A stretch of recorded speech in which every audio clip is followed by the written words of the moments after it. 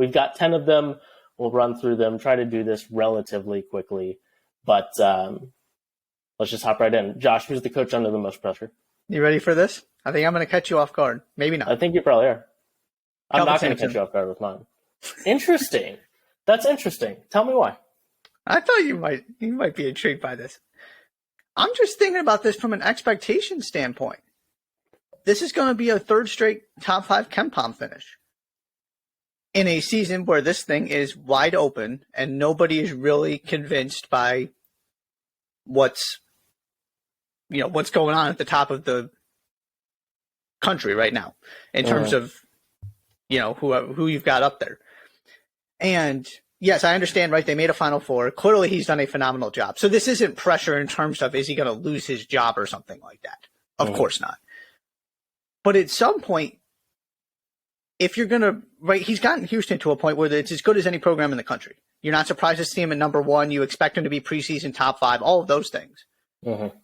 At some point, that needs to translate into not just getting to an Elite Eight, getting to a Final Four, but really feeling like you are competing for a national championship. And and maybe this is unfair, I have a mental hurdle with that with Houston still. Sure. Can you take that last step?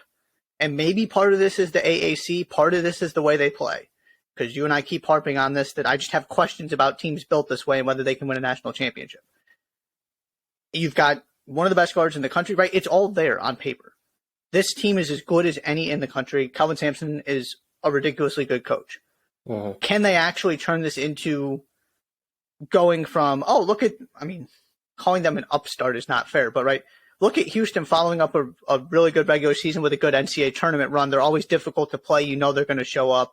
To me, it's time to have, and I have a guess as to who your coach is, and it's that kind of pressure of it's time to deliver more than just a deep run, but to be expecting Elite Eight, Final Fours, that kind of thing. And this would go to Mark Few, except for Gonzaga just isn't good enough to have these kind of expectations.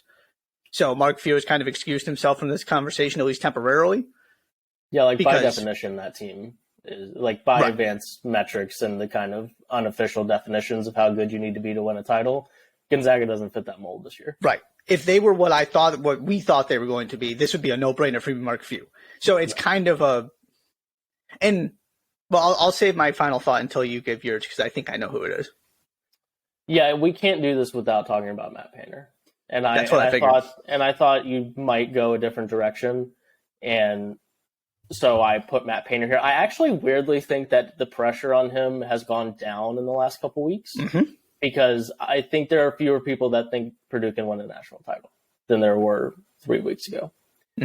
Because right now that team is not good enough to win a title, and that guard play is not good enough to win a title, and so it's a little different, but I still think he's near the top of this list, if not at the tippity top of this list.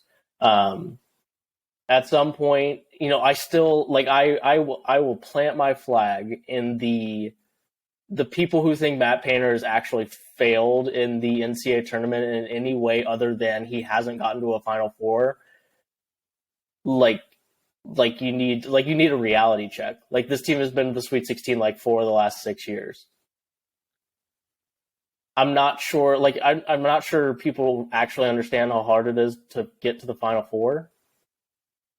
And at some point he needs to do it, and it's totally fine to have the hurdle of Matt Painter not being able to get to a Final Four, but that's different than people saying Purdue struggles in the tournament because Purdue doesn't struggle in the tournament. Purdue is a almost annual, the last half decade, Sweet 16 team that is not struggling in the tournament. We can talk about teams that actually struggle in the tournament and actually struggle getting past the first weekend on a consistent basis when they're supposed to. That's not Purdue. But he's been there enough times, and at this point, pressure is perception.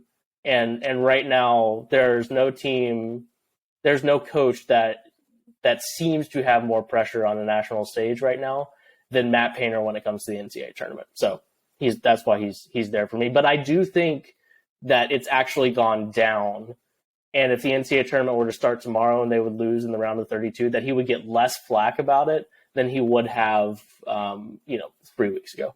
100%. And the other part of this for me, why I went with KELVIN Sampson, by definition, right, if you're expecting to get to a Final Four, you believe that team is one of the top 4 teams in the country. I know that's not how it works, but that's what you're asking your coach to deliver if you expect a Final Four, right? Mm-hmm. Who, looking at this roster at the beginning of the season, went, that's a Final Four team? It's a good point. Whereas everybody looked at Houston and said, that's a Final Four team. At some point, you got to give Matt Painter credit for the pressure he continually creates for himself by getting his teams to overachieve, right? Nobody picked that Carson Edwards team, clearly the best team he's had, at least in a while. Nobody was looking at that team. That team wasn't supposed to win a Big Ten title, and then they came, as close as you possibly can to knocking off the national champions. Yeah, 3 seconds and the ball on the other side of the court. Right. Final Four. Yeah. That because obviously he does need to make it at some point. It's fair to keep asking the questions. I can only get on Matt Painter so much for that when A, right, they don't lose in the first 2 rounds. And B, it's kind of like the Tom Izzo thing of nobody's actually telling you he's got one of the top 4 rosters in the country. Now, at some point this season, it looked like he might. And I don't think anybody feels that way anymore with how the guards have struggled recently. So that's the other part of this for me, too. But I went with, in terms of expectations, that's why I started with that part, that everybody knows KELVIN Sampson's got a top 5 roster in the country. The other part you have to consider is that he does have the best player in the country, or at least the most dominant one. And that is that changes the conversation because that's not typically the case. Sure. Yeah. Mm-hmm. But I think that's a really astute observation, that there's a difference between being expected before the season started and creating that expectation throughout the season. I think that's really spot on. Okay, Matt Painter and KELVIN